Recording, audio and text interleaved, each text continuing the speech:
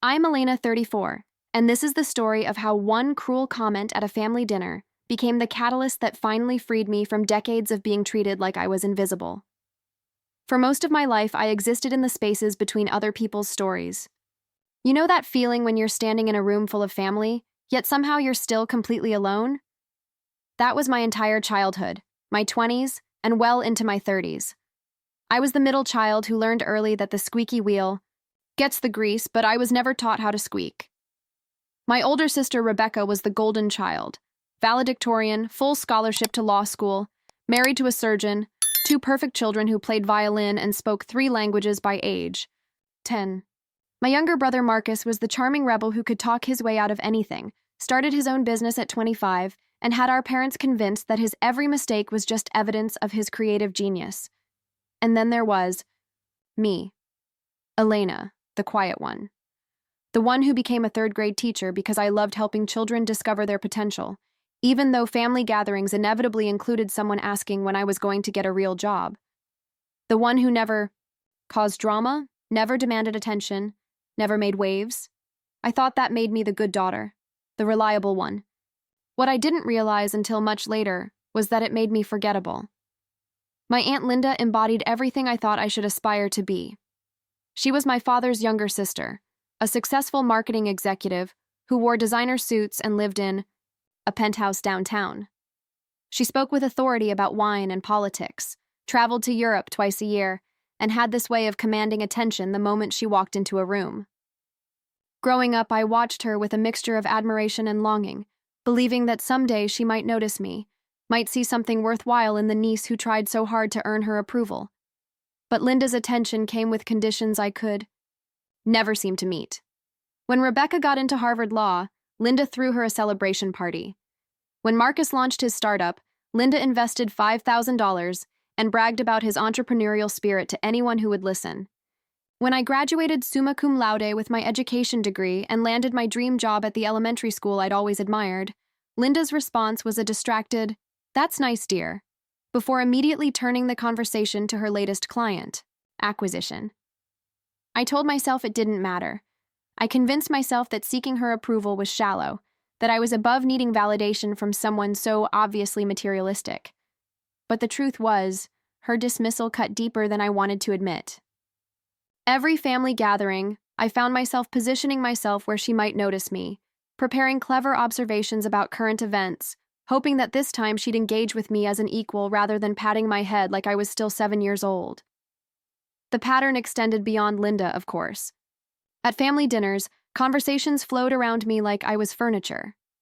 When I shared news about my students' achievements or mentioned a professional development course I was taking, eyes would glaze over and someone would quickly redirect to Rebecca's latest case or Marcus's newest venture. I learned to speak less, to take up less space, to be grateful for whatever scraps of attention came my way. I became the family's emotional janitor without even realizing it. I was the one who remembered everyone's birthdays, who organized the holiday gatherings, who mediated when tensions ran high. I listened to my mother's complaints about my father's worries about work, Rebecca's stress about her caseload, Marcus's latest relationship drama. I absorbed their emotions, offered comfort and solutions, and somehow convinced myself that being needed was the same as being valued. Looking back now, I can see how I'd trained everyone in my life to treat me as background noise. I never demanded better because I'd never believed I deserved better. I thought that if I just kept being helpful enough, selfless enough, accommodating enough, eventually someone would recognize my worth. I thought that love was something you earned through service, that respect came from never causing inconvenience. But on that particular October evening, sitting around my parents' dining room table with the usual cast of characters, something inside me was already shifting. Maybe it was turning 34 and realizing that more than half my life had passed while I waited for other people to see me. Maybe it was the growing exhaustion of constantly managing everyone else's feelings while my own went unacknowledged. Or maybe it was simply that after decades of swallowing small humiliations, I'd finally reached my limit. I had no idea that one thoughtless comment from Linda would become the moment everything changed. I couldn't have predicted that her casual cruelty would finally wake me up to a truth I'd been avoiding for 34 years. that I had been complicit in my own invisibility, and that I was the only one with the power to change it. Before I go deeper into my story, I'd love to know where you're watching from. If you've ever stood your ground when someone failed to see your worth, feel free to let me know below. And if these kinds of stories speak to you, you're welcome to follow the channel for more.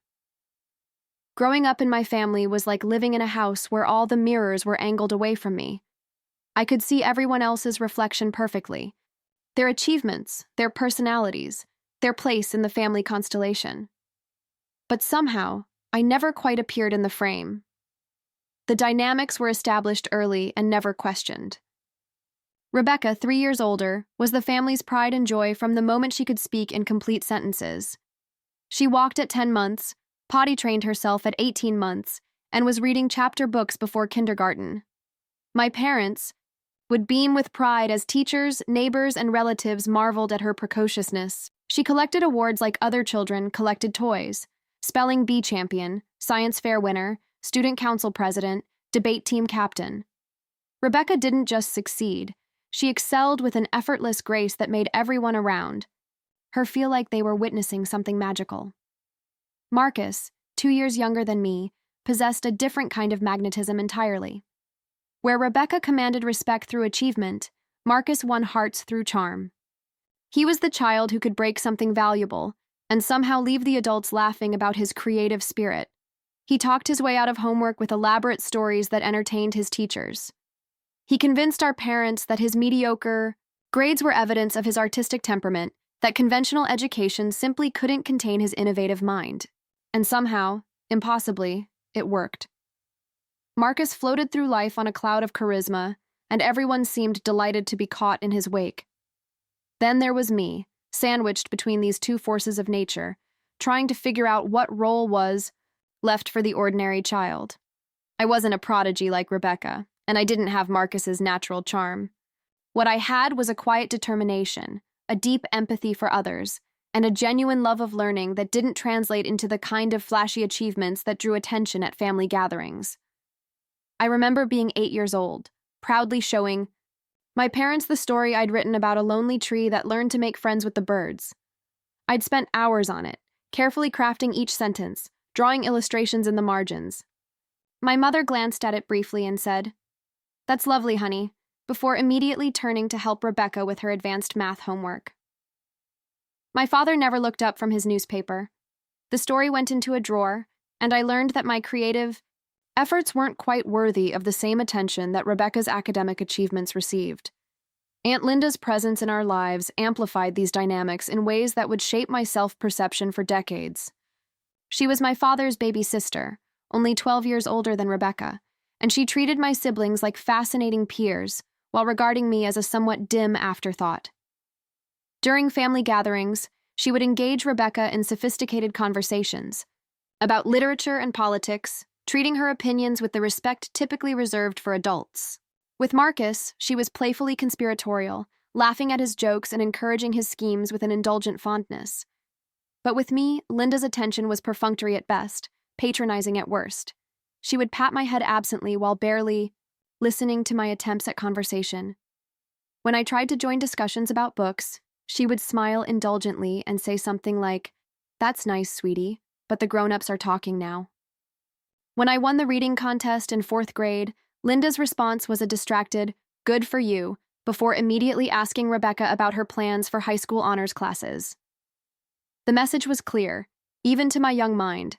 Rebecca was destined for greatness, Marcus was naturally gifted, and I was adequate, forgettable. The kind of child who could disappear into the background without anyone noticing the absence.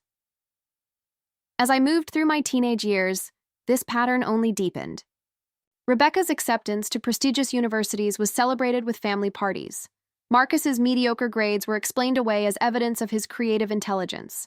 My consistent honor roll achievements were acknowledged with a brief, "good job" before the conversation moved on to more interesting topics. I learned to stop sharing my small victories because the lukewarm responses felt worse than silence. College offered a brief respite from family dynamics. Away from the established roles and expectations, I discovered parts of myself that had been dormant. I found my voice in education classes, where my insights about child development were valued by professors and peers alike. I volunteered as a tutor and discovered that I had a genuine gift for helping struggling students find confidence in learning. For 4 years, I existed in a world where Elena, the person, mattered more than Elena, the middle child. But family gatherings had a way of shrinking me back to size. During my senior year, when I shared my excitement about being accepted into a competitive student teaching program, Linda barely looked up from her phone. "Teaching," she said with a slight frown. "Well, I suppose someone has to do it." The dismissal was casual, almost thoughtless, but it landed like a physical blow. Rebecca's internship at a prestigious law firm had been cause for celebration just months earlier. When I graduated and landed my first teaching position at Riverside Elementary, I was genuinely proud. The principal told me they'd received over 200 applications for the position, and my interview had been exceptional. I loved my classroom, adored my students, and felt like I was finally building a life that reflected my values and passions. But at the family celebration dinner, Linda spent 5 minutes congratulating Marcus on his latest business idea, a food truck that never materialized, and gave me a distracted nod when my mother mentioned my new job. The years that followed established a routine that I now recognize as profoundly unhealthy. I would achieve something meaningful in my professional life: a student's breakthrough, recognition from parents, completion of additional certifications, and I would carefully package these accomplishments to share with family, hoping that this time would be different. This time, Linda would see that teaching was valuable work. This time, my parents would show the same pride in my career that they showed in Rebecca's partnership track at her law firm. But the response was always the same polite disinterest, the same subtle suggestion that my choices were somehow lesser than my siblings. Rebecca's cases were fascinating. My students were sweet. Marcus's business ventures were ambitious. My professional development was nice. I began to internalize the message that my life, while pleasant enough, simply wasn't worth discussing in detail. What I didn't understand then was how this constant minimization was shaping my sense of self-worth in ways that extended far beyond family dinners. I was learning to accept less because I believed I deserved less.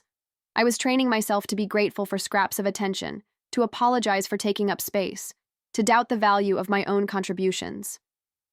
I was becoming complicit in my own invisibility, and I wouldn't recognize the full cost of that complicity until many years later. The dinner was supposed to celebrate my cousin Jessica's promotion to regional manager at her consulting firm.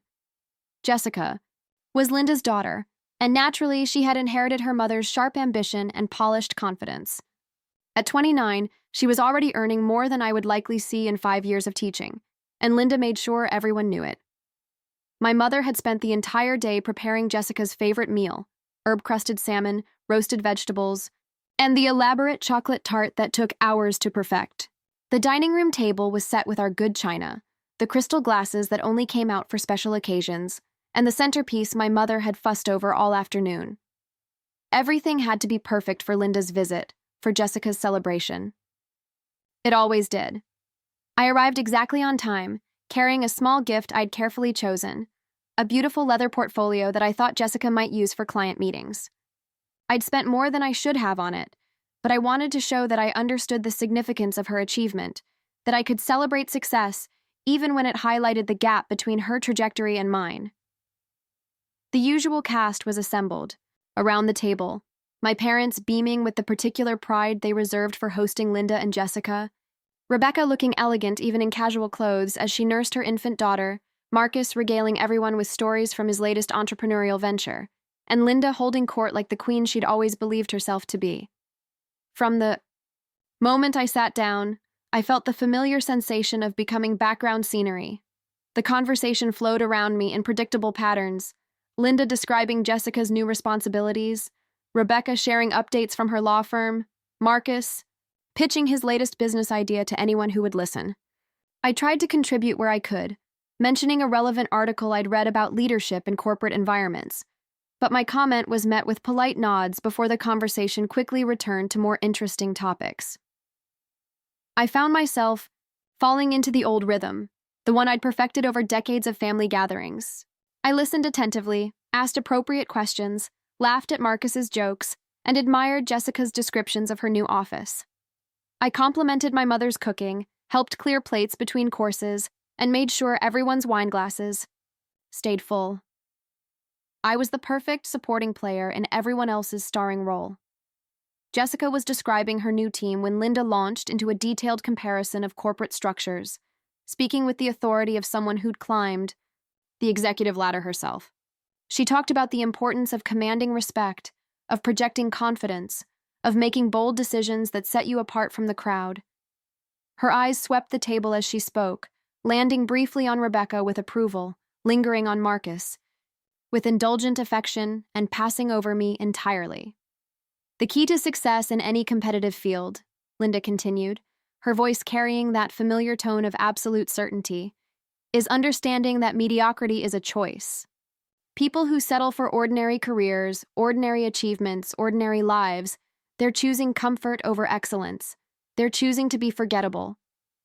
I felt something twist in my chest at those words, but I pushed the feeling down. This wasn't about me, I told myself.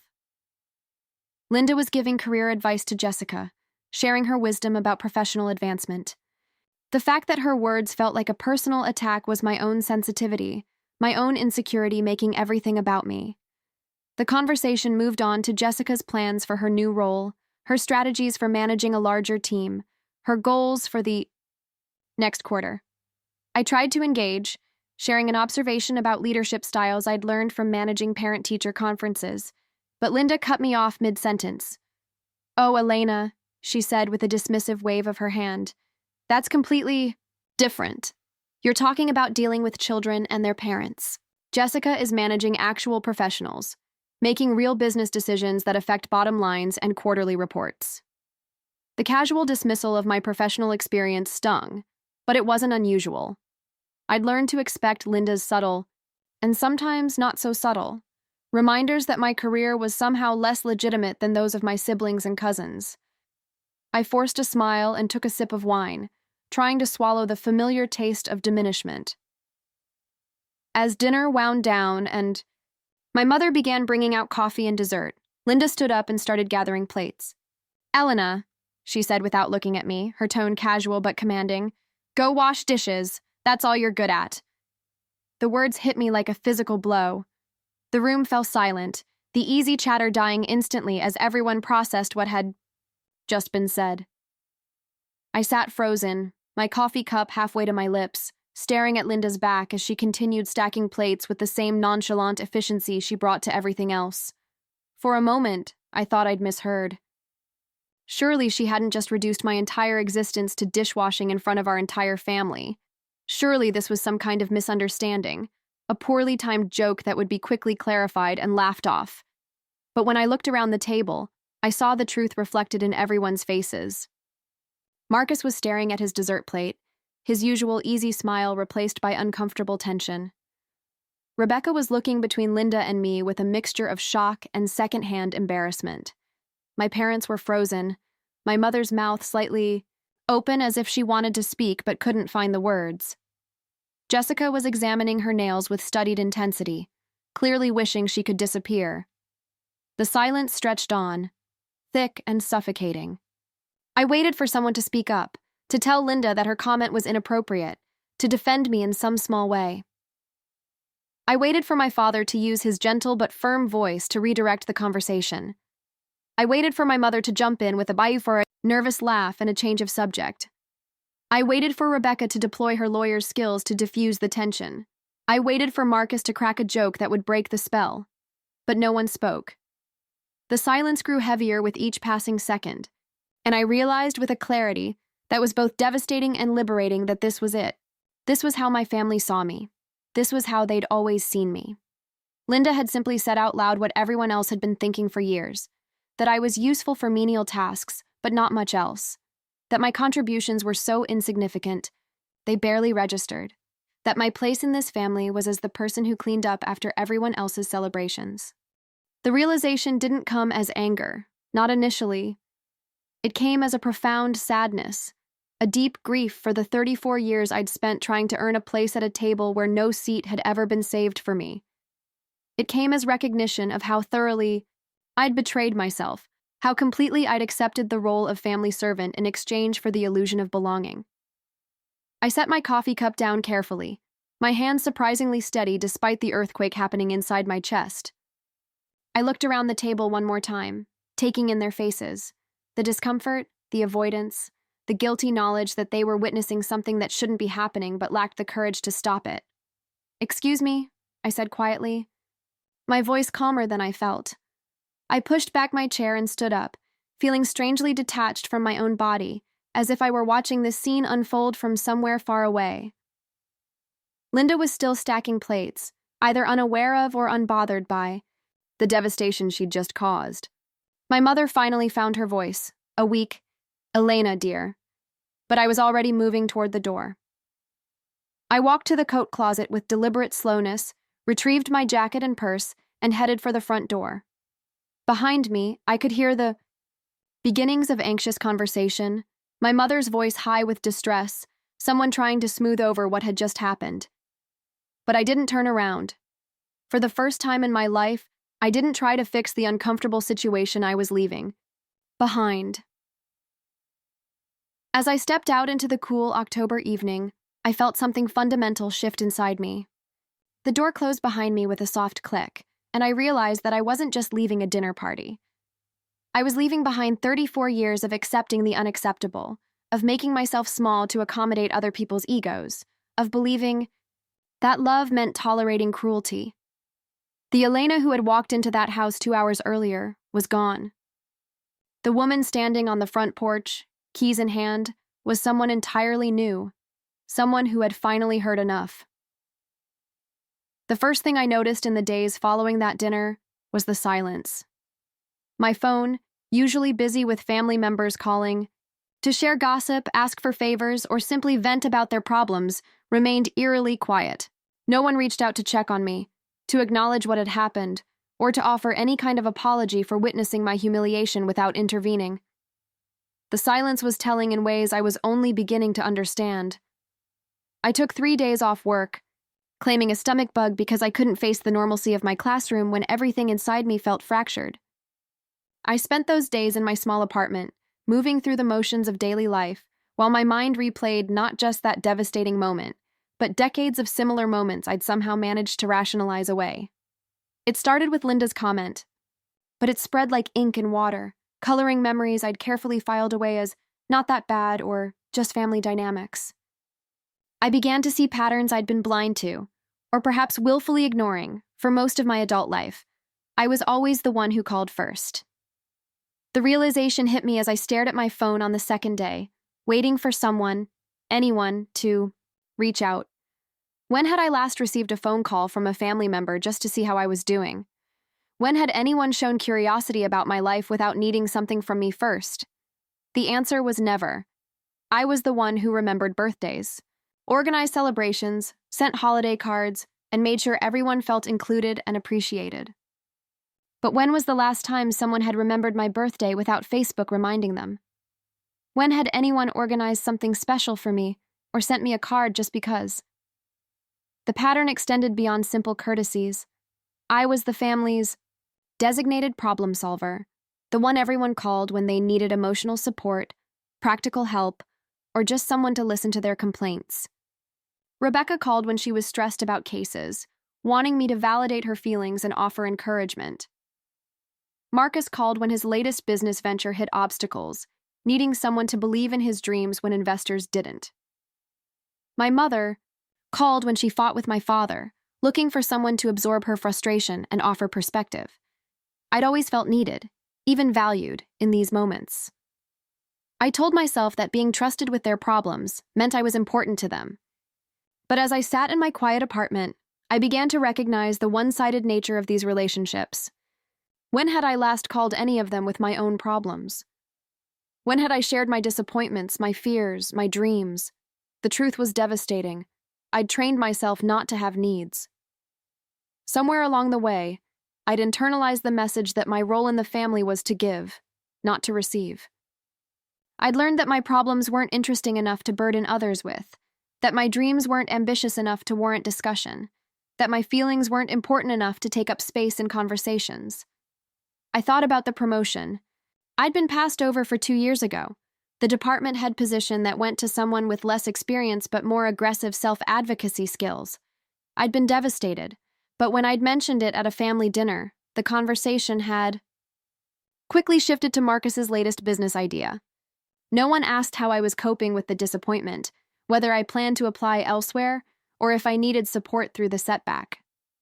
I thought about the relationship that had ended 6 months earlier, a 2-year romance with David, a fellow teacher who ultimately told me he felt like he was dating a ghost, that I never shared what I really wanted or needed. I'd been hurt and confused by his criticism, but now I could see what he meant. I'd been so conditioned to be accommodating, so afraid of being too much or asking for too much, that I'd erased myself even in my most intimate relationship. I thought about the novel I'd started writing 3 years ago, the children's book about emotional intelligence that had grown from my classroom experiences. I'd shared it excitedly with my family, only to watch their eyes glaze over as I described the plot. Linda had actually interrupted me mid-sentence to ask Rebecca about her latest case. I'd stopped writing the next week, telling myself I was too busy with lesson planning, but the truth was that their disinterest had deflated my creative confidence entirely. The more I examined these patterns, the angrier I became, not just at my family, but at myself. How had I become so complicit? In my own erasure? How had I spent 34 years accepting scraps of attention and calling it love? I realized I'd been living according to a set of unspoken rules that no one else in my family followed. I was expected to be endlessly available, eternally accommodating, perpetually grateful for whatever minimal consideration came my way. But these expectations only ran one direction. Rebecca wasn't expected to remember everyone's birthdays or organize holiday gatherings. Marcus wasn't expected to absorb everyone's emotional overflow or solve their practical problems. Linda certainly wasn't expected to show interest in other people's achievements or offer encouragement during difficult times. The rules that governed my behavior: be helpful, don't complain, don't take up too much space, don't ask for more than you're given, were rules I'd imposed on myself in a desperate attempt to secure love and belonging. But they hadn't worked. If anything, they'd made me increasingly invisible, increasingly forgettable, increasingly easy to dismiss. I began to see how my people-pleasing had actually enabled the very treatment I resented. By never expressing disappointment when I was overlooked, I'd taught everyone that overlooking me was acceptable. By always being available when they needed something, I'd taught them that my time and energy were infinitely accessible. By never asking for support or attention in return, I'd taught them that I didn't need or deserve reciprocal care. I'd been so afraid of being rejected that I'd rejected myself first, shrinking down to a size so small that I practically disappeared. I'd confused being useful with being loved, being needed with being valued. I'd convinced myself that suffering in silence was noble, that self-sacrifice was virtuous, that asking for more was selfish. But Linda's casual cruelty had shattered those illusions. Her comment hadn't been an anomaly. It had been the inevitable result of years of conditioning, the logical endpoint of a relationship where my worth was measured solely by my utility. She'd said out loud what the family dynamics had been communicating for decades, that I was good for menial tasks and little else. The most painful realization was how much of my life I'd wasted waiting for recognition that was never going to come. I'd postponed my own dreams, minimized my own needs, and silenced my own voice in service of relationships that were fundamentally unequal. I'd been playing a game where the rules were rigged against me, but I'd been too busy trying to win to notice that I was the only one following the rules.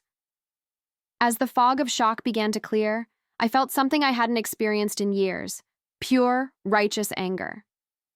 Not the self-directed anger I'd perfected over the years, the kind that asked what I'd done wrong or how I could do better. This was clean anger, the kind that said enough. This is unacceptable. I deserve better than this. For the first time in my adult life, I began to consider what it might look like to stop playing by rules that were destroying me. What would happen if I stopped being endlessly available?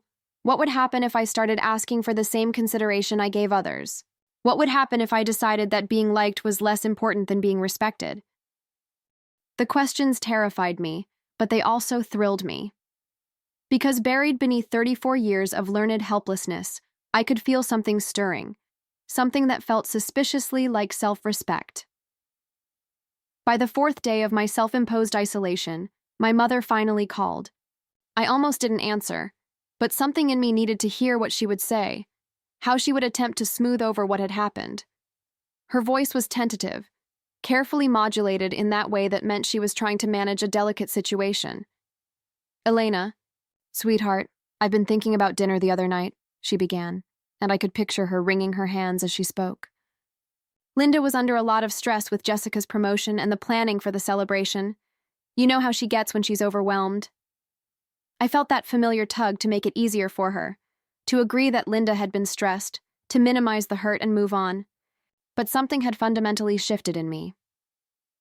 "Mom," I said quietly, "what Linda said wasn't about stress. It was cruel, and everyone at that table heard it." The silence stretched between us before my mother sighed deeply.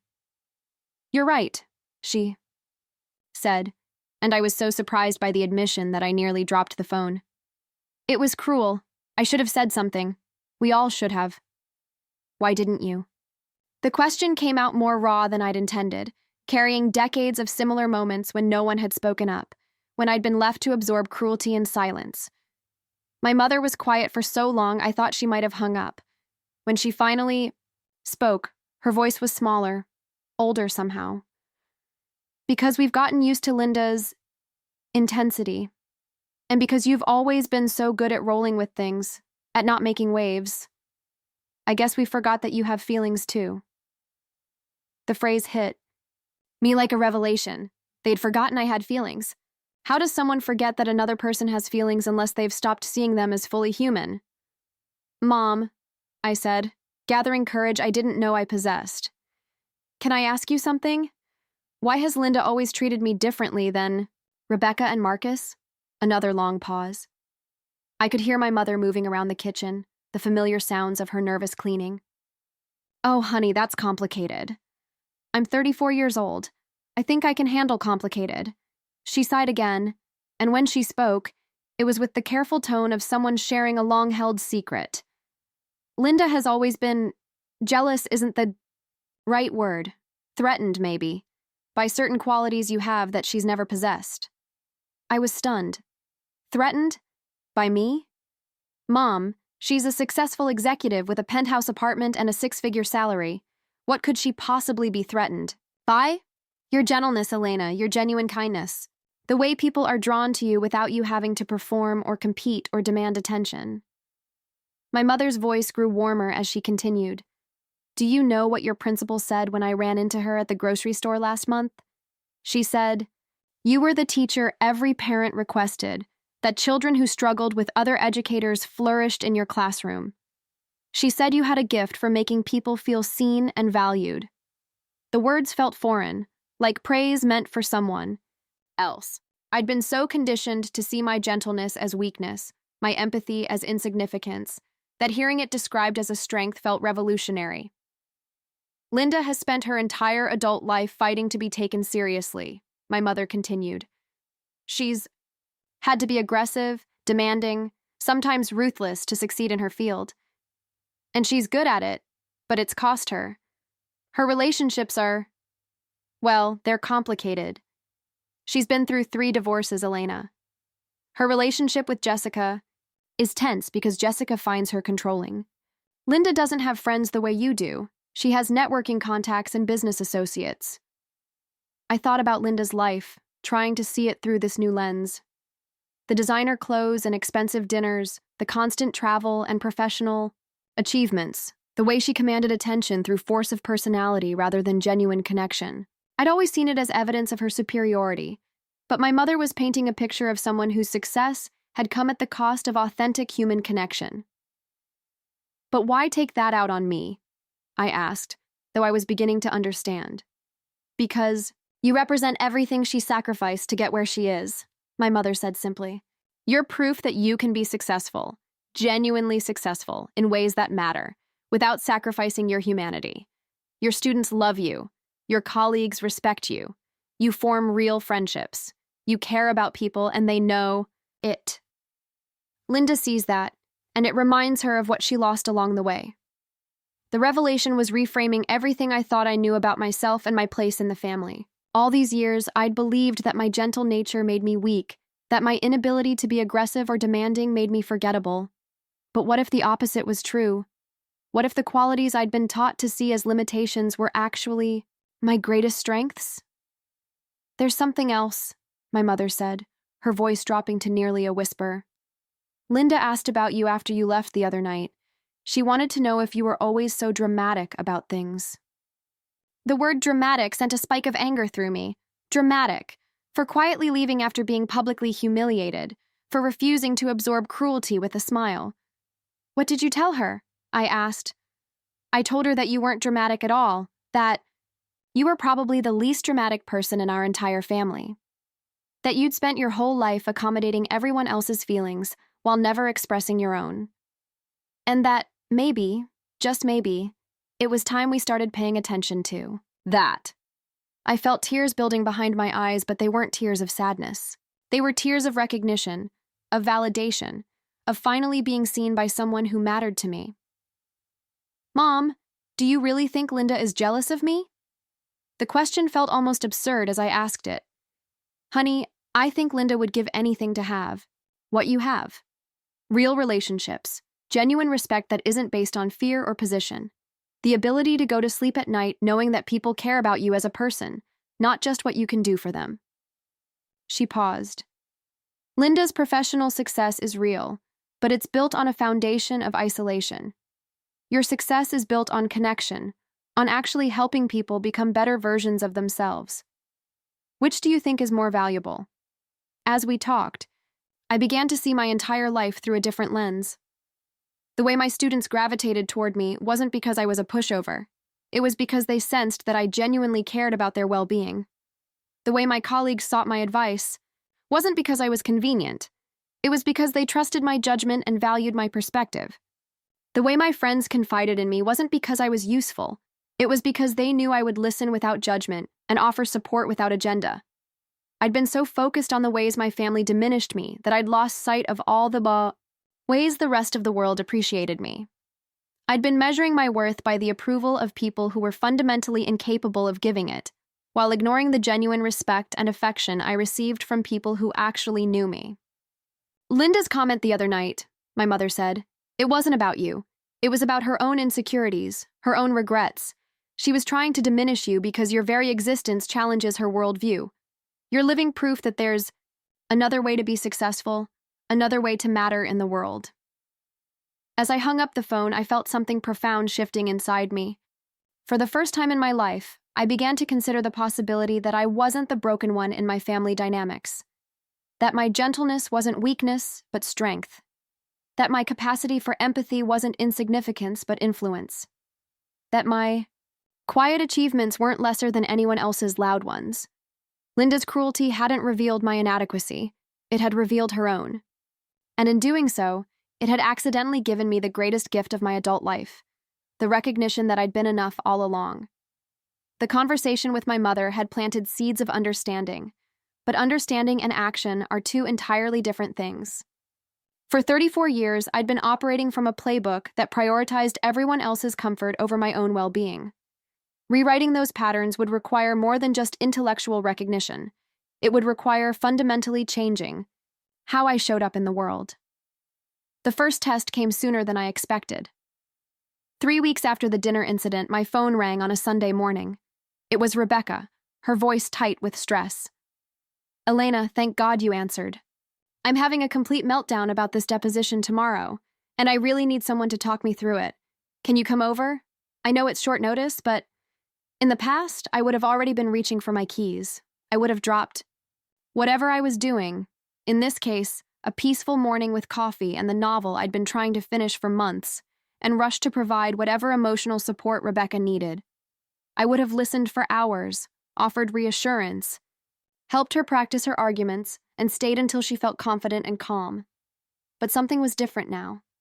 As I listened to her familiar crisis management tone, I felt a strange detachment. Not callousness, but clarity. Rebecca was perfectly capable of managing her anxiety about depositions. She'd been doing this job for 8 years. What she wanted wasn't really help.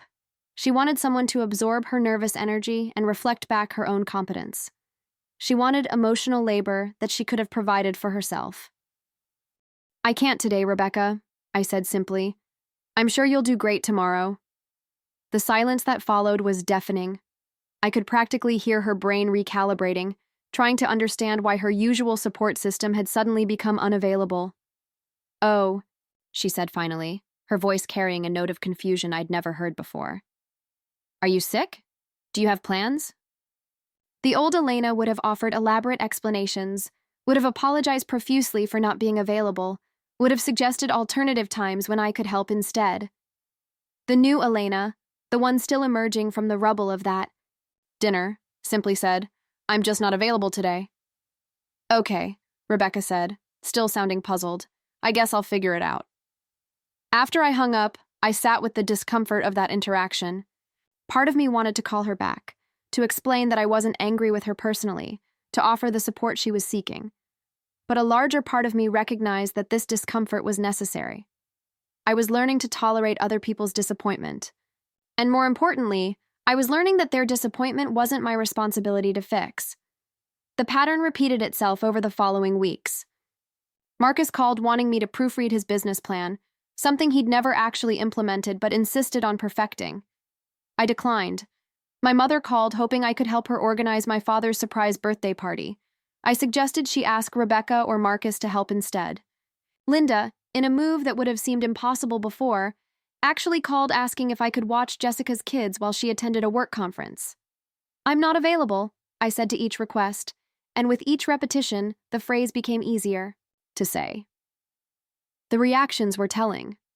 Marcus laughed nervously and asked if I was going through some kind of phase. My mother sounded hurt and confused, asking if she'd done something wrong. Linda's response was the most revealing. She was genuinely shocked that I might have other priorities, as if it had never occurred to her that my time belonged to me. But the most profound changes weren't in how I responded to my family's demands. They were in how I began to invest the time and energy I'd reclaimed. For the first time in years, I had space to remember what I actually enjoyed, what genuinely nourished me rather than simply fulfilling my obligations to others. I started attending a weekly book club at the local library, something I'd always wanted to do but never had time for between family obligations. The discussions were intellectually stimulating in ways I'd forgotten I craved. When I shared insights about character development or thematic elements, people listened. They built on my observations, asked follow-up questions, treated my thoughts as valuable contributions rather than polite interjections. I rekindled my friendship with Sarah, a colleague who'd invited me to various social events over the years, invitations I'd usually declined because I was busy helping family members with their latest crises. Sarah and I began meeting for coffee on Saturday mornings, conversations that ranged from educational philosophy to travel dreams to the books we were reading. These interactions reminded me what it felt like to be seen as a complete person, rather than just a problem solver. I also returned to the novel I'd abandoned years earlier, not because I believed it would make me rich or famous, but because the act of creating something meaningful felt like reclaiming a part of myself I'd lost. Writing again reminded me that I had thoughts worth exploring, stories worth telling, perspectives worth sharing. The most surprising discovery was how much I enjoyed my own company. Without the constant background noise of other people's needs and crises, I could actually hear my own thoughts, my own desires, my own voice. I started taking long walks without my phone, cooking elaborate meals just for myself, spending entire Sunday afternoons reading without guilt or interruption. Of course, my family's reactions to these changes ranged from confused to hostile. The first holiday gathering I skipped, Thanksgiving at my parents' house, created what my mother described as quite a situation. Apparently, my absence had been noted and discussed extensively. Linda had made pointed comments about people becoming too good for family traditions. Rebecca had worried aloud that I was having some kind of breakdown. Marcus had joked that I was probably off finding myself, like people in their 20s.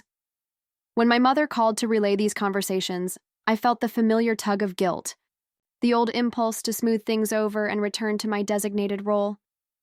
But I also felt something new, amusement.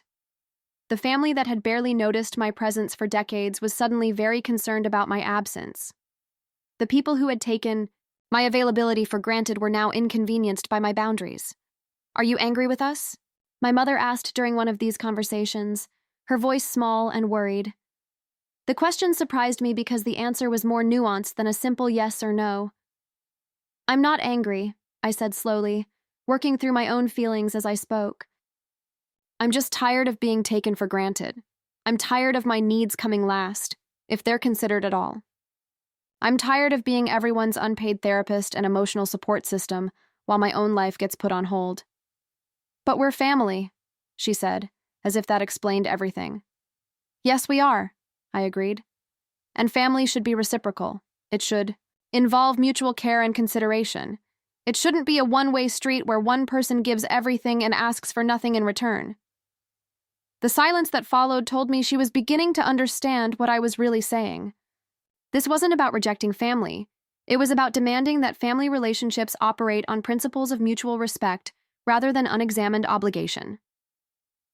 As weeks turned into months, I noticed that some family members began adapting to my new boundaries while others continued to push against them. Rebecca, perhaps because her legal training made her comfortable with clearly defined parameters, started respecting my availability and even occasionally asking if there was anything she could do for me.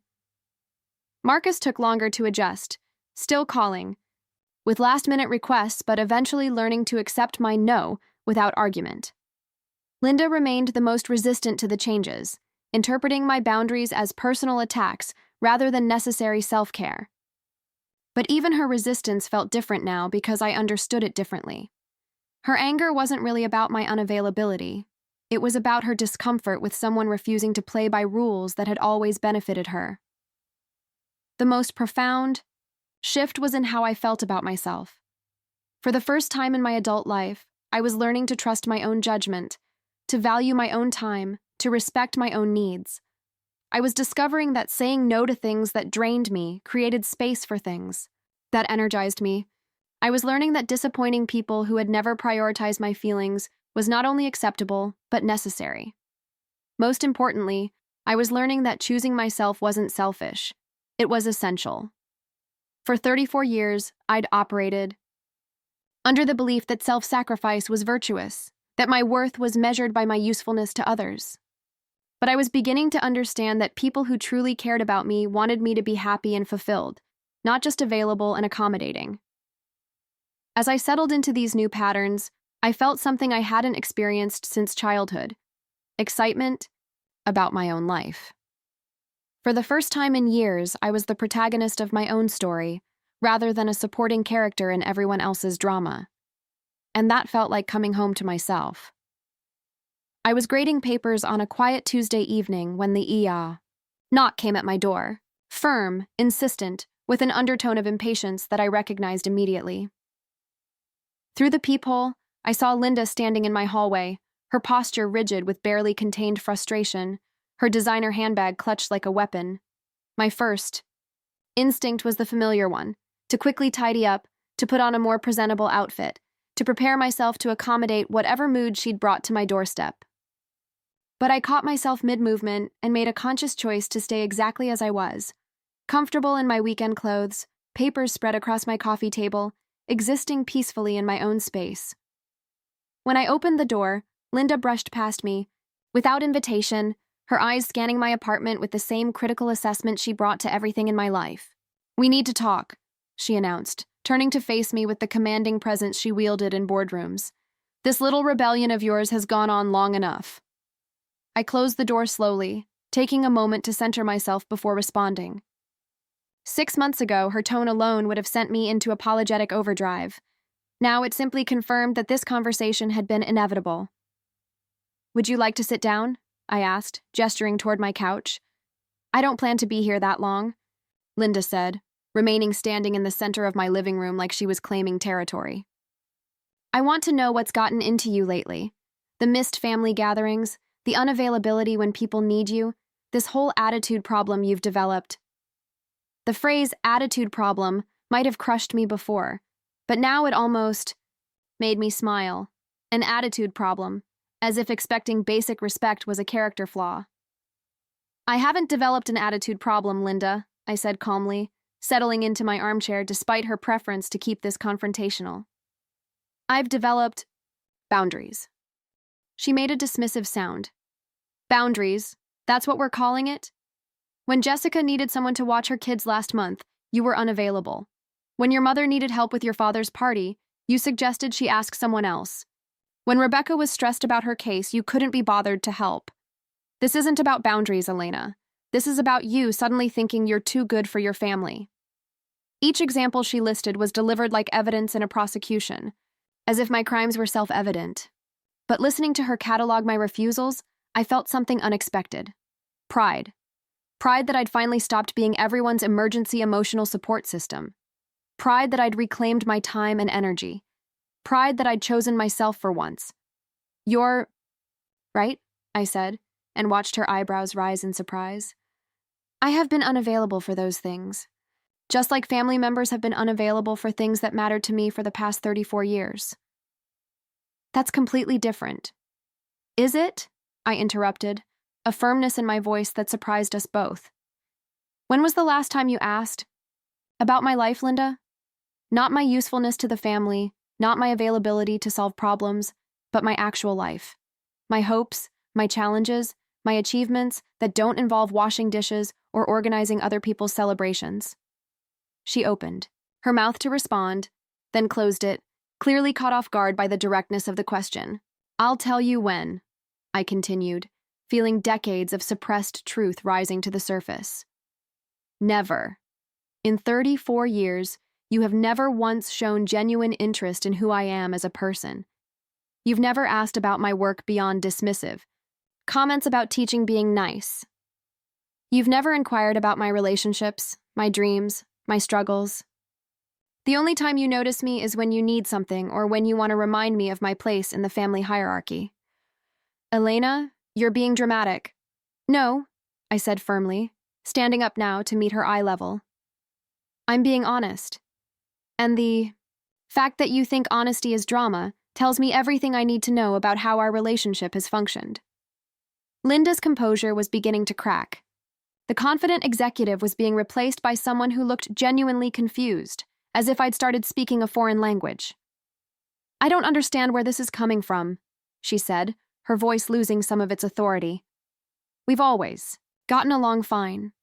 We've gotten along fine because I've spent my entire adult life absorbing your dismissal and criticism without complaint, I replied. That's not the same thing as actually getting along. That's one person accommodating another. Persons need to feel superior. I've never treated you badly, Linda. I said her name with such quiet force that she stopped mid-sentence. At the last family dinner I attended, you told me in front of everyone that washing dishes was all I was good for. You said that to a woman who has a master's degree, who has spent a decade helping children develop confidence and critical thinking skills, who has been nominated for Teacher of the Year 3 times. You said that to your niece, and you said it like it was a casual observation about the weather. For the first time since she'd arrived, Linda looked genuinely taken aback. I was stressed about Jessica's promotion, and I didn't mean... It doesn't matter what you meant, I said, cutting off her excuse. What matters is what you said, and how it revealed what you actually think of me. But more than that, what matters is that no one at that table said anything. Not one person spoke, up when you reduced me to a household servant. And that told me everything I needed to know about how this family sees me. Linda was quiet for a long moment, and I could see her struggling to process this version of me. The version that spoke up, that refused to minimize my own hurt, that demanded accountability rather than offering immediate forgiveness. Look, she said finally, her tone shifting to what I recognized as her problem-solving voice. Maybe I was out of line that night, but you can't just disappear from the family because of one comment. People say things they don't mean when they're under pressure. This isn't about one comment, Linda. This is about a lifetime of comments. A lifetime of being treated like my thoughts don't matter, my feelings don't count, my life isn't interesting enough to warrant genuine attention. I took a breath, feeling the weight of finally speaking these truths. And I'm not disappearing from the family. I'm just no longer available to be the family's emotional dumping ground, while receiving nothing in return. Nothing in return? Her voice rose with indignation. You're part of this family. You're included in everything. I'm invited to things where I can be useful, I corrected. There's a difference between inclusion and exploitation. Real inclusion would involve people caring about my well-being, not just my availability. Linda stared at me for a long moment, and I could see her reprocessing years of interactions through this new lens. When she spoke again, her voice was smaller, more uncertain. You never seemed bothered by any of this before. Because I was taught that being bothered was unacceptable. I was taught that my feelings were less important than keeping peace, that speaking up would make me difficult, that accepting poor treatment was somehow virtuous. I met her eyes directly. But I'm done with that now. So what are you saying? That we can't have a relationship anymore? I'm saying we can have a relationship, but it has to be different. It has to be based on mutual respect. That means you stop treating me like I exist solely to serve other people's needs. It means you start showing actual interest in my life. It means you apologize when you hurt my feelings instead of telling me I'm being dramatic. Linda looked genuinely shocked, as if the idea that our relationship might require effort from her had never occurred to her before. And if I can't do that? She asked, though her tone suggested she already knew the answer. Then we won't have a relationship, I said simply. And that will be your choice, not mine. The silence that followed was heavy with 34 years of unspoken resentment and newly articulated boundaries. Linda gathered her purse, her movements sharp with frustration. I need to think about this, she said finally. Take all the time you need, I replied, walking her to the door. But understand that I'm not going back to the way things were. I finally like myself too much to accept being treated poorly. As the door closed behind her, I felt a profound sense of completion. I had finally spoken my truth, clearly and calmly, without apology or equivocation. Whatever happened next would happen from a place of honesty rather than accommodation. For the first time in my relationship with Linda, I had shown up as myself. In the months following my confrontation with Linda, I discovered something remarkable. When you stop pouring all your energy into relationships that drain you, you suddenly have an abundance of time and emotional capacity for relationships that nourish you. It was like clearing weeds from a garden and watching the flowers finally have room to bloom. The first major change came through my friendship with Sarah from the book club. What had started as casual coffee conversations gradually deepened into the kind of friendship I hadn't experienced since college. Sarah saw qualities in me that my family had never acknowledged: my insight into human nature, my ability to find humor in difficult situations, my genuine curiosity about other people's experiences. When I shared stories from my classroom, she listened with fascination rather than polite tolerance. When I mentioned my abandoned novel, she didn't dismiss it as a hobby, but encouraged me to share excerpts. You have such a gift for understanding what motivates people, she told me one Saturday morning as we walked through the farmer's market. Your students are lucky to have someone who really sees them. The comment stayed with me because it highlighted something I'd been taking for granted. In my classroom, I was valued for exactly the qualities my family dismissed. My empathy wasn't weakness. It was what helped struggling students find confidence. My patience wasn't passivity. It was what allowed me to guide children through difficult emotional and academic challenges. My gentleness wasn't insignificance. It was what created a safe space where learning could flourish. Through Sarah, I met others who appreciated these same qualities. Her book club became a gateway to a wider social circle of teachers, librarians, social workers, and therapists, people who understood that emotional intelligence was a form of strength, that caring about others' well-being was valuable work, that making a difference in individual lives mattered as much as climbing corporate ladders. I started saying yes to invitations I would have previously declined due to family obligations.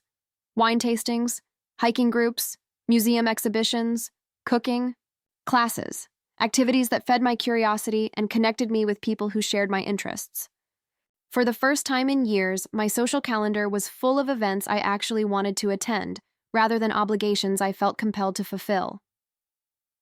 The most surprising development was meeting David at a community volunteer event. I'd started tutoring adult literacy students on weekends, another way of reclaiming time I'd previously spent managing family crises. David was a social worker who coordinated with our literacy program, connecting students with additional resources they needed. What struck me about David wasn't his impressive credentials or commanding presence, qualities I'd learned to associate with worth through my family's values. Instead, it was his genuine kindness, his ability to listen without trying to fix, his respect for the dignity of every person he encountered. He noticed when students made progress, remembered details about their lives, celebrated small victories with authentic enthusiasm. When he asked me to coffee after a particularly successful tutoring session, I almost declined out of habit. The old Elena would have worried that she wasn't interesting enough, accomplished enough, polished enough for someone with his education and professional success. But the new Elena, the one who was learning to trust her own worth, said yes. Our first conversation lasted 4 hours. David was fascinated by my classroom stories, my observations about child development, my insights into what helped struggling learners build confidence. He asked thoughtful questions about my teaching philosophy, my educational goals, my experiences with different learning styles. When I mentioned my novel, he asked to read what I'd written so far. "You really understand how people work," he said after reading the first 3 chapters. "This isn't just a children's book. It's emotional education disguised as entertainment. Have you thought about submitting it to publishers?" The suggestion would have seemed impossible 6 months earlier, when my family's dismissal had convinced me that my writing wasn't worth pursuing. But David's encouragement, combined with my growing sense of self-worth, made it feel achievable. I started writing again, this time with the confidence that my perspective had value. Dating David revealed how profoundly my relationship with myself had changed. In previous relationships, I'd been so focused on being what I thought men wanted, accommodating, undemanding, grateful for whatever attention I received, that I'd never learned to express my own needs and desires. With David, I found myself speaking honestly about what I enjoyed, what I needed, what I hoped for in a partnership. When he suggested we spend a weekend hiking in the mountains, I mentioned that I'd prefer exploring a new city with museums and cafes. Instead of the defensive backpedaling I would have done before, I simply stated my preference and waited to see how he'd respond. His immediate enthusiasm for the alternative plan taught me something crucial. People who truly care about you want to know what makes you happy. The changes in my personal life inevitably affected my family relationships, though not always in ways I'd expected. Rebecca, perhaps because she understood professional boundaries from her legal career, adapted relatively quickly to my new availability. She stopped calling with every minor crisis and started asking about my life with what seemed like genuine interest. When I mentioned my novel, she offered to review it from a legal perspective if I decided to pursue publication. "I've been thinking about what you said about family being reciprocal," she told me during one of our conversations. "I realized I've been treating you like a free therapy service instead of a sister. I want to do better." Marcus took longer to adjust, still occasionally calling with last-minute requests for help with his latest business venture. But when I consistently maintained my boundaries, he gradually stopped expecting me to drop everything for his crises. To my surprise, our relationship actually improved once I stopped enabling his habit of dumping problems on others instead of solving them himself. My parents struggled the most with the changes, particularly my mother. She'd become so accustomed to my role as family mediator and emotional caretaker that my withdrawal left her feeling abandoned. But over time, she began to develop more direct relationships with Rebecca and Marcus, instead of using me as an intermediary. She also started asking about my life with what felt like genuine curiosity rather than polite obligation. Linda, however, remained resistant to the new dynamic. After our confrontation, she essentially stopped speaking to me directly, communicating, only through other family members when necessary. Her response told me everything I needed to know about her capacity for genuine relationship. She could only connect with people who accepted her terms unconditionally, and I was no longer willing to do that. Surprisingly, I found peace with Linda's withdrawal. For years, I'd believed that losing her approval would devastate me, but the reality was liberating. Without the constant stress of trying to earn recognition from someone incapable of giving it, I had energy to invest in relationships with people who actually valued me. The most profound change was in how I spent my time. Instead of being constantly available for other people's emergencies, I had space for activities that genuinely fulfilled me. I finished my novel and submitted it to 3 publishers. I enrolled in a weekend writing workshop that challenged me to explore new styles and techniques. I started learning Spanish, partly because I'd always wanted to, and partly because several of my students spoke it at home. I also began traveling, something I'd always claimed to want to do, but had never prioritized. A long weekend in Charleston with Sarah, a week-long trip to Ireland with a group from my book club, a solo journey to Santa Fe where I spent days exploring art galleries and hiking trails. Each trip reinforced my growing sense of independence and self-determination. Perhaps most importantly, I learned to enjoy my own company in ways I'd never experienced before. Sunday mornings became sacred time for reading and writing. Saturday evenings were for cooking elaborate meals just for myself, listening to music and savoring the peace of my own space. I discovered that solitude wasn't loneliness when it was chosen rather than imposed. The life I was building wasn't necessarily more exciting or impressive than my previous existence, but it was authentically mine. Every choice reflected my values, rather than other people's expectations. Every relationship was based on mutual respect, rather than one-sided obligation. Every day included activities that brought me joy, rather than just fulfilling duties to others. For the first time in my adult life, I was living as the protagonist of my own story, rather than a supporting character in everyone else's drama. And that felt like the most profound success I could have imagined. 8 months after our confrontation, Linda called me on a Thursday evening.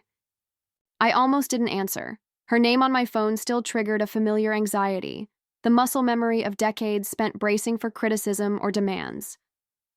But something made me pick up, perhaps curiosity about what could have motivated her to reach out after months of silence. "Elena," she said, and immediately I could hear something different in her voice. The usual commanding tone was gone, replaced by something that sounded almost uncertain. "I was wondering if we could meet for coffee. I have some things I'd like to say to you." My first instinct was to suggest she say whatever she needed to say over the phone, but something in her tone made me pause. This wasn't the Linda who had shown up at my apartment demanding explanations. This was someone who sounded genuinely humbled. "All right," I said carefully. "When were you thinking?" "Would Saturday morning work? That little cafe near the library where you used to meet your book club friend?" The fact that she knew where I met Sarah surprised me, suggesting she'd been paying more attention to my life than I'd realized. We agreed on a time, and I spent the rest of the week wondering what had prompted this unexpected outreach. When I arrived at the cafe, Linda was already there, looking uncharacteristically nervous. She'd chosen a corner table, away from the main flow of traffic, and there was a vulnerability in her posture that I'd never seen before. She looked older somehow, less polished, more human. "Thank you for coming," she said as I sat down, her hands wrapped around her coffee cup like she needed the warmth. "I wasn't sure you would." "I wasn't sure I would either," I admitted. She nodded, seeming to appreciate my honesty.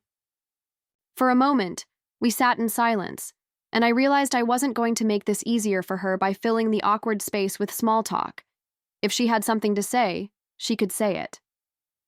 "I've been thinking about our conversation," she began slowly, "about the things you said about how I've treated you over the years, and I need to apologize. Not just for the dinner comment, but for all of it." The words hung in the air between us. This wasn't the grudging acknowledgement I might have expected, the kind that minimizes harm while shifting blame. This sounded like genuine remorse. "I've spent the last few months really examining my behavior," she continued, "and I've had to face some uncomfortable truths about myself.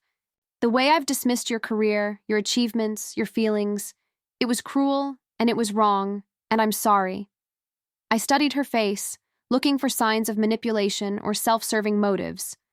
But what I saw was someone who appeared genuinely ashamed. Still, years of experience had taught me to be cautious. "What changed?" I asked simply.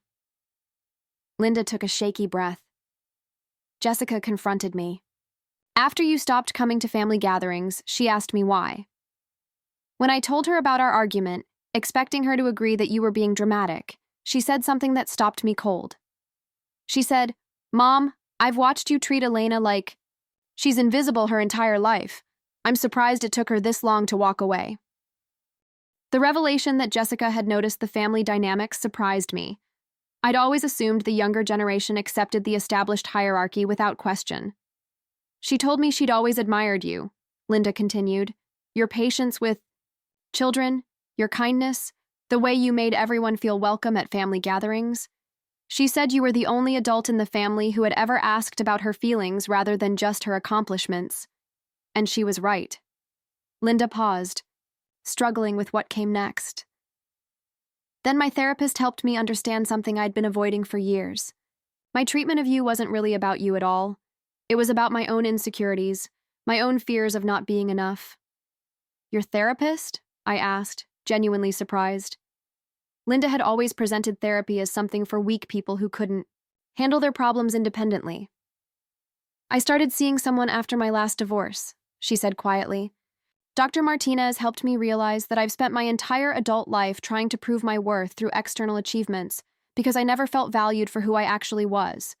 And when I saw you succeeding differently, being loved and respected, for your character rather than your accomplishments, it triggered every insecurity I'd been trying to suppress. This was a side of Linda I'd never seen, a vulnerability she'd never shown. For the first time, I could see her as a complete person rather than just the successful, intimidating figure who had loomed over my childhood.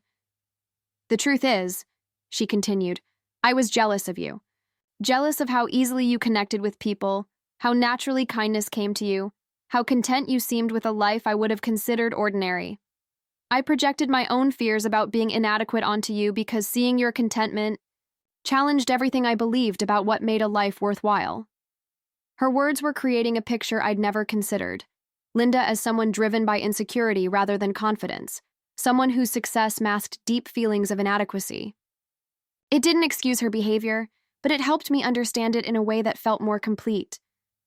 I know this doesn't undo the damage I've caused, she said, her voice growing stronger. I know I've hurt you in ways that go back decades, but I wanted you to know that I finally understand what I did wrong and I want to do better. I sat with her words for a long moment, feeling the weight of this unexpected vulnerability. The apology felt genuine, but I'd learned not to rush back into old patterns just because someone expressed remorse. I appreciate you telling me this, I said finally. It helps me understand the dynamic better, and I'm glad you're working on these issues with a therapist. But? Linda asked, clearly sensing my hesitation. But an apology doesn't automatically reset a relationship, I said gently. Understanding why someone hurt you doesn't mean you have to go back to accepting that treatment. Linda nodded slowly. I understand. I don't expect you to trust me immediately. I just wanted you to know that I recognize what I did, and I'm committed to changing. What would that look like? I asked.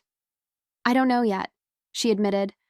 I'm still learning how to have relationships that aren't based on me feeling superior to other people, but I'd like the chance to try if you're willing. I considered her request carefully. The old Elena would have immediately forgiven and forgotten, eager to restore family harmony at any cost. But the new Elena understood that forgiveness could coexist with boundaries, that accepting someone's apology didn't require returning to old dynamics. I'm willing to see what a different kind of relationship might look like, I said. But it would have to be based on mutual respect. It would have to involve you showing genuine interest in my life, and it would have to honor the boundaries I've established. I understand, Linda said, relief evident in her voice. I'd like that chance. As we parted ways that morning, I felt something I hadn't expected. Hope. Not hope for returning to the way things were, but hope for something entirely new. Linda's apology hadn't erased the past, but it had opened a door to a future where we might actually know each other as people, rather than playing out old roles. The difference was that this time, I would be entering that relationship as someone who knew her own worth, someone who wouldn't sacrifice her well-being for the illusion of family harmony. And that made all the difference. Looking back on the year that changed everything, I'm struck by how much wisdom came disguised as pain. That humiliating moment at the family dinner, which felt like the worst thing that had ever happened to me, turned out to be the catalyst for the best decisions I'd ever made. Sometimes the universe has to break us open before we can discover what we're really made of. The most profound realization was understanding that everything I'd been taught to see as weakness was actually strength. My gentleness, which Linda and others had dismissed as insignificance, was what made me an exceptional teacher. Children who struggled with more authoritarian educators flourished under my patient guidance. Parents requested me specifically because they knew I would see their child's potential even when others saw only problems. My tendency to listen more than I spoke, which had made me invisible at family gatherings, was what made me a trusted friend and colleague. People confided in me because they sensed I wouldn't judge or try to fix them, but would simply witness their experience with compassion. Sarah told me once that talking to me was like finding an oasis in a world full of people trying to sell you something. My quiet service to others, which my family had taken for granted, was what created lasting impact in ways I was only beginning to understand. Former students would sometimes visit my classroom years later, sharing how something I'd taught them had shaped their approach to learning or relationships. Colleagues sought my advice during difficult situations because they knew I would offer perspective without agenda. These qualities, empathy, patience, genuine care for others' well-being, weren't consolation prizes for failing to be more aggressive or ambitious. They were rare gifts in a world that often prioritized performance over connection, achievement over character, loudness over depth. I'd been measuring myself against a standard that valued the wrong things, trying to prove my worth to people who were fundamentally incapable of recognizing it. The hardest lesson was accepting that some people will never value what you offer, and that's information about them, not evidence of your inadequacy. Linda's inability to appreciate my qualities said nothing about their worth and everything about her own limitations. I'd spent decades trying to earn recognition from someone whose worldview was so narrow that she could only see value in external markers of success. This understanding extended beyond Linda to other relationships in my life. I began to see that the people who truly mattered, my students, my genuine friends, colleagues who respected my expertise, had been celebrating these same qualities all along. I'd been so focused on the handful of people who couldn't see my worth that I'd missed the abundance of evidence that I was valued exactly as I was. David's perspective was particularly illuminating. Coming from a background in social work, he understood that the ability to create safe spaces for others was a form of leadership, that emotional intelligence was a type of strength, that making a difference in individual lives was as important as any corporate achievement. Through his eyes, I began to see my career not as settling for something ordinary, but as choosing something meaningful. "You change lives every day," he told me one evening as I shared stories from my classroom. "You help children believe in themselves, develop critical thinking skills, learn to navigate relationships. How is that less valuable than selling products or managing spreadsheets?" His question made me realize how thoroughly I'd internalized my family's hierarchy of worth. I'd accepted their implicit message that profit was more important than people, that visible success mattered more than invisible impact, that what you earned was more significant than what you contributed. But working with adult literacy students had shown me the fallacy of these assumptions. I watched grown men cry when they could finally read bedtime stories to their children. I saw women gain confidence to pursue better jobs when they mastered basic writing skills. I witnessed the ripple effects of education, how one person's growth affected their families, their communities, their sense of what was possible. This work reminded me that the most important changes often happen quietly, in moments that will never make headlines or appear on annual reports. The child who learns to manage anxiety, the struggling reader who discovers a love of books, the shy student who finds their voice. These transformations matter in ways that can't be measured by traditional metrics of success. Choosing myself had opened doors I never knew existed. When I stopped being available for every family crisis, I had time to pursue writing seriously. When I stopped absorbing other people's emotional chaos, I had energy to invest in my own interests and goals. When I stopped making myself small to accommodate others, I discovered I was actually quite capable of taking up space confidently. The novel I'd abandoned years earlier was now making rounds with publishers, two of whom had expressed serious interest. The Spanish classes I'd enrolled in had led to opportunities to mentor bilingual students more effectively. The hiking group, I'd joined through Sarah had introduced me to people who shared my love of nature and quiet adventure. Most importantly, I'd learned to trust my own judgment about what constituted a life well lived. Success wasn't just about climbing ladders or accumulating achievements. It was about alignment between your values and your choices, about creating positive impact in whatever sphere you inhabited, about being genuinely known and appreciated by people who mattered to you. The relationships I'd built since establishing boundaries were deeper and more satisfying than anything I'd experienced when I was trying to be all things to all people. David saw and celebrated my thoughtfulness. Sarah valued my insights and perspective. My book club friends appreciated my ability to find meaning in literature. My adult literacy students were grateful for my patience and encouragement. These people didn't need me to be different or better or more impressive. They liked me exactly as I was, with all my quiet qualities intact. Their appreciation taught me what love actually looked like, not the conditional approval I'd been seeking from my family, but genuine acceptance and celebration of who I authentically was. The most unexpected wisdom was learning that choosing yourself isn't selfish, it's essential. You can't give from an empty well, can't love others authentically if you don't love yourself, can't demand respect from others if you don't respect yourself. By finally honoring my own worth, I'd become better at everything I cared about: teaching, friendship, creativity, service to others. I was still the same person who valued kindness, who wanted to help others, who preferred deep conversations to small talk. But now these qualities existed within a framework of self-respect rather than self-sacrifice. I could be generous without being depleted, helpful without being exploited, loving without losing myself. That was the real transformation, not becoming someone different, but becoming fully myself. 2 years have passed since that life-changing dinner, and as I sit in my living room on a quiet Sunday morning, I'm surrounded by evidence of the life I've built from the ashes of old patterns. David is in the kitchen making pancakes while reading me interesting passages from the book he's enjoying. My novel sits on the coffee table with a publisher's contract waiting for my signature. Photos from recent adventures with friends line the mantelpiece: hiking trips, book club celebrations, dinner parties where I'm valued not for what I can do for others, but simply for who I am. This is what peace looks like, I've learned. Not the absence of challenge or conflict, but the presence of authentic relationships built on mutual respect and genuine affection. My chosen family has grown in ways I never expected. Sarah remains one of my closest friends, the kind of person who remembers what matters to you and celebrates your victories without reservation.